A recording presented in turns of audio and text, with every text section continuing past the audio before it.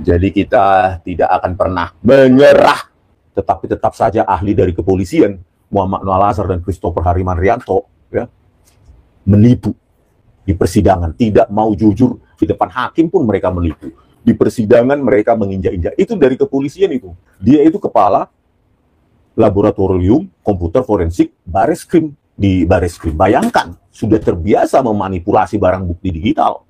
Ya, hasilnya sesuai dengan pesanan. Siapa pemesannya? Tito Karnavian sebagai Kapolda Metro Jaya 2016 dan Krisnamurti dikabur-kaburkanlah pakai e-redshop itu. Ya, itulah produk dari Bareskrim. Bagaimana mungkin Bareskrim seperti itu bisa kita percaya? Oleh karena itu kita menuju ke Den Haag, ya, International Court Justice. Ya. Kita akan suarakan ke dunia internasional karena distrust terhadap laboratorium forensik Bareskrim Polri. Di depan hakim tetap saja menipu dan menipu. Itulah kualitas polisi kita. Apa seperti itu mau kita percayakan? Ya, uji forensik dari lembar pengesahan skripsi dan ijazah Joko Widodo. Kita harus bawakan, suarakan ini ke dunia internasional. Karena kalau tanpa tekanan media internasional nanti bisa suka-sukanya polisi nanti memanipulasi ini, ya kan? Makanya jangan memanipulasi, gitu loh. Ya, ketahuan memanipulasi sekali, nggak bakal dipercaya. Apalagi lembaga kepolisian. Itulah perbuatan polisi. Itu supaya kalian tahu ya kenapa saya ribut, gitu loh. Itulah bagaimana profesionalisme yang hancur-hancuran dari kepolisian. Nah, untuk mengantisipasi hal serupa, ya, supaya tidak kejadian lagi di kasus Joko Widodo ini, biar tidak di-remote hasilnya, ya kita harus siap-siap membawa kasus ini ke lingkungan internasional. Kita suarakan di lingkungan internasional. Ya. Nah, supaya jangan terjadi lagi di kasus Jessica Wongso, ya polisi jangan main-main memanipulasi barang bukti. Ya. Kita harus antisipasi dengan dunia luar, dunia asing. Ya. Jadi yang memanipulasi di kasus Jessica Wongso itu terlibat juga jaksanya. Ya. Jaksa seperti Jaksa Sandi Handika, Sugi Carvalho, dan lainnya itu terlibat. Ya. Mereka mengatakan isi flash disk itu mereka tidak sentuh. Padahal ya, di beberapa waktu isi flash disk jumlah foldernya berubah. Folder CCTV 7 pun berubah. Kadang 2, kadang 4 isi file atau potongan file. Folder CCTV 9 pun kadang 2, kadang 3. Folder CCTV 3 pun begitu. Jaksa pun tidak bekerja independen. Dia mengikuti apa maunya polisi, apa maunya si Tito Karnavian dan Krisnamurti itu. Ya, sistem hukum kayak gini, mau kita percaya? Ya, bodoh kita yang mempercaya ini ya. Bayangkanlah jaksa pun ikut-ikut korup, ikut-ikut bekerja sama dengan dalam memanipulasi barang bukti digital ini.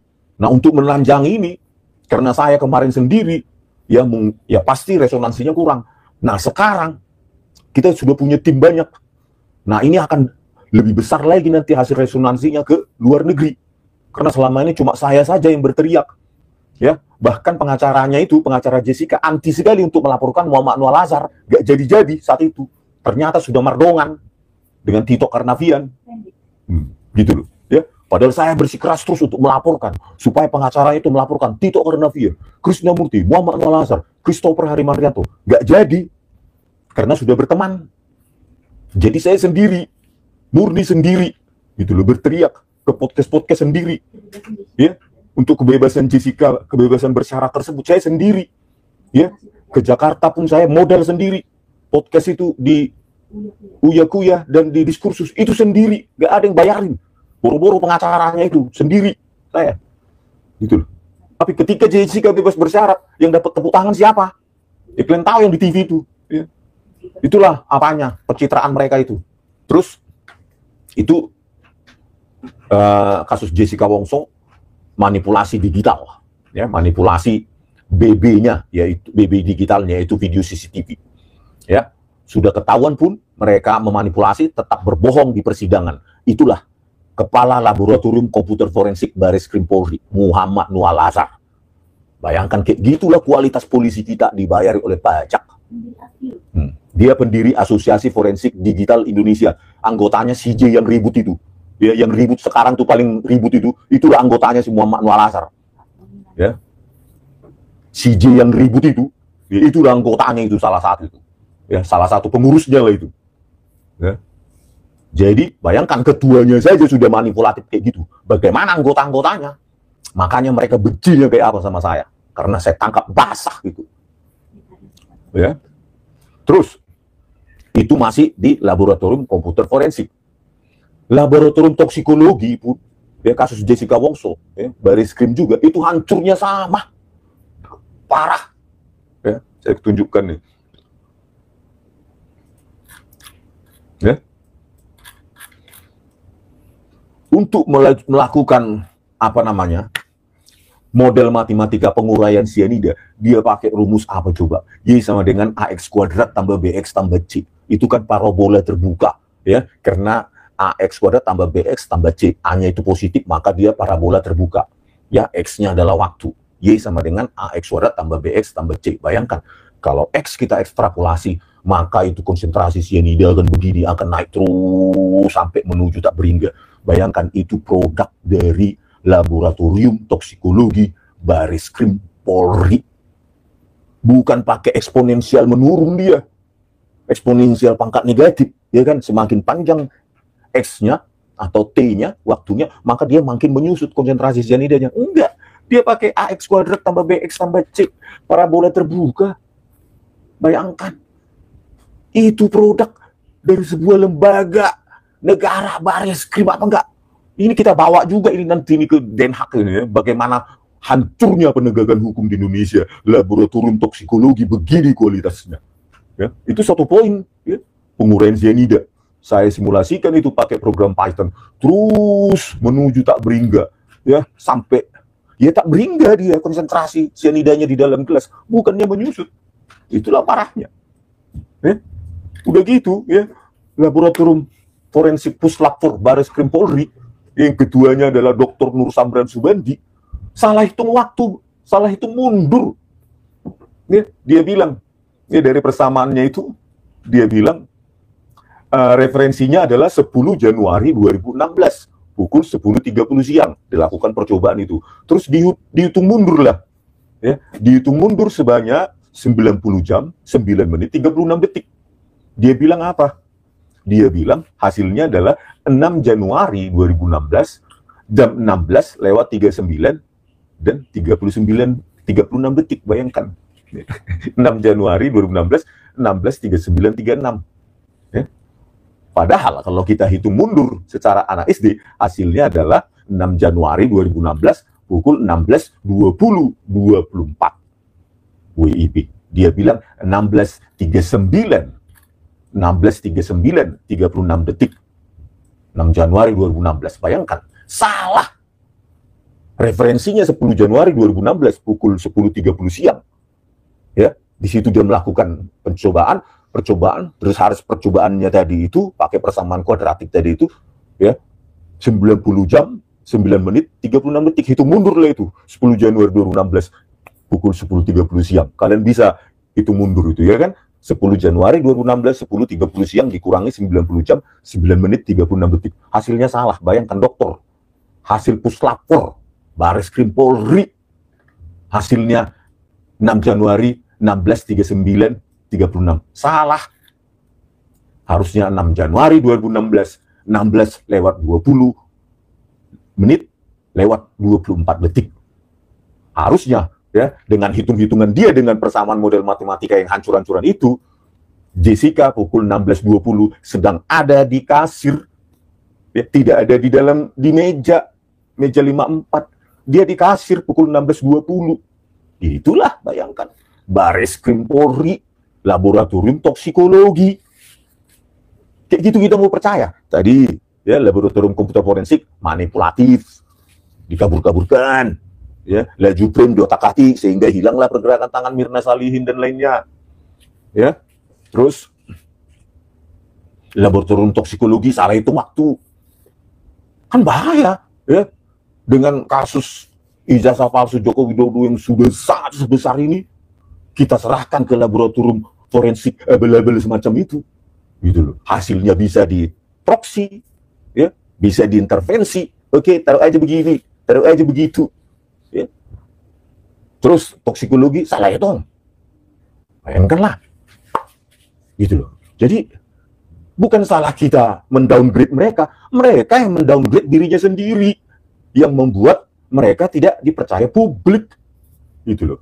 Itu nanti saya konfeskan nanti begitu saya dipanggil, meskipun saya belum ada panggilan ya, surat panggilan lewat WA.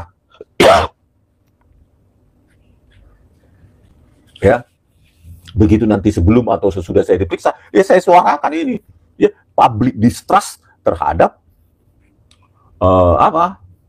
laboratorium forensik, ya salah kalian, gitu loh. Kenapa nggak minta maaf, gitu loh, ya kan? Kalian diamkan, akhirnya apa? Public distrust. Harusnya karena kalian tidak bisa dipercaya lagi oleh publik, maka harusnya bentuk tim pencari fakta, isinya ahli-ahli independen di universitas, ya supaya publik bisa percaya. Ini kalian sendiri yang mengerjakan, tertutup, ya.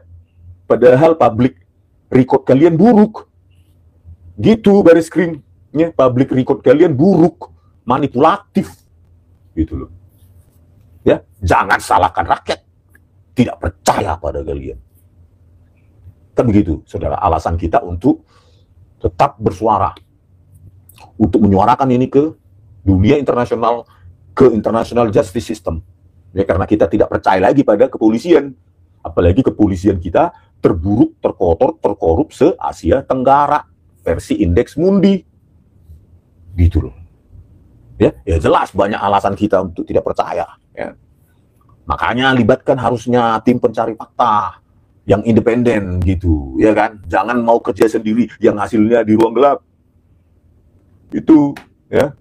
Jadi supaya nanti kita bisa antisipasi ini dan kita membayar sendiri ya kalau kita mau berperkara di International Justice Court, ya, di Den Haag. Ya, jadi kita harus siap-siap ya demi hasil yang objektif. Ya, harusnya kita bisa urunan ya. Urunan 10.000, 20.000 perak. Kalau 1 juta orang itu berapa itu? Oh, udah banyak ya kan. Kalau 10.000 orang aja, 10.000 rupiah saja, 1 juta orang sudah 10 miliar, cukup lah itu. Ya, untuk biaya tim ke Den Haag sana ya. Untuk membawa berkas ini dan mengajukan dan mengikuti proses persidangan di sana. Saya mendesak begitu. Nanti saya tetap bersuara agar tim pengacara ya menyiapkan berkas Inggris ya untuk kita suarakan, kita bawa ke International Justice System di Den Haag sana. Alamatnya di Den Haag ya, The Haag, The Netherlands. Ya, nomor teleponnya +31 70 302 2323. Emailnya juga ada, tapi saya kira kalau diantarkan langsung mereka lebih put attention ya, lebih lebih memberikan perhatian daripada cuma dikirim lewat email, gitu. Karena keseriusan mereka juga akan mereka lihat ya. Nah, dengan berkas-berkas yang dibawa gitu, apalagi dengan track record manipulatif, nanti kita sertakan